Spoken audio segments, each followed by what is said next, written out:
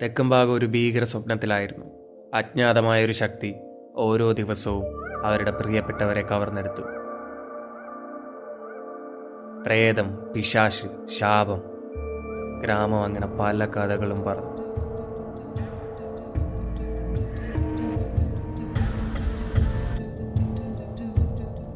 പരിഹാരം കാണാൻ വൈദ്യന്മാരും മന്ത്രവാദികളും ശ്രമിച്ചു പരാജയപ്പെട്ടു.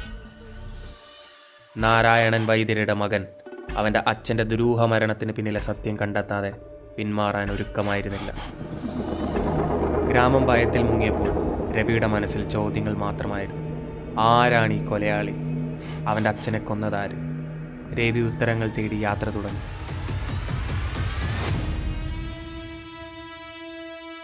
അച്ഛനൊരു വൈദ്യൻ മാത്രമല്ല, അപൂർവമായ സസ്യങ്ങളെക്കുറിച്ച് പഠിക്കുകയും ചെയ്തിരുന്നു. രവി അച്ഛൻ്റെ പഴയ ഡയറി കുറിപ്പുകൾ അരിച്ചു പറക്കാൻ തുടങ്ങി.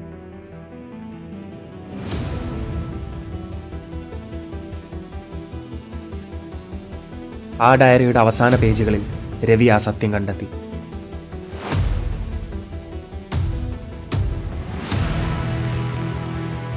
വർഷങ്ങൾക്ക് മുമ്പ് തെക്കുംഭാഗത്തെ ഉൾവനത്തിൽ ഒരു ഉൽക്ക പതിച്ചിരുന്നു. അതിൽ നിന്നാണ് അച്ഛൻ ആ വിചിത്രമായ ചെടി കണ്ടെത്തുന്നത്. അതിലടങ്ങിയിരുന്ന ഒരുതരം ലോഹത്തിൻ്റെ അംശം മനുഷ്യ ശരീരത്തിലെ നാഡീഞരമ്പുകളുമായി ചേരുമ്പോൾ അസാധാരണമായ മാറ്റങ്ങൾ ഉണ്ടാകുമെന്ന് അച്ഛൻ കണ്ടെത്തിയിരുന്നു.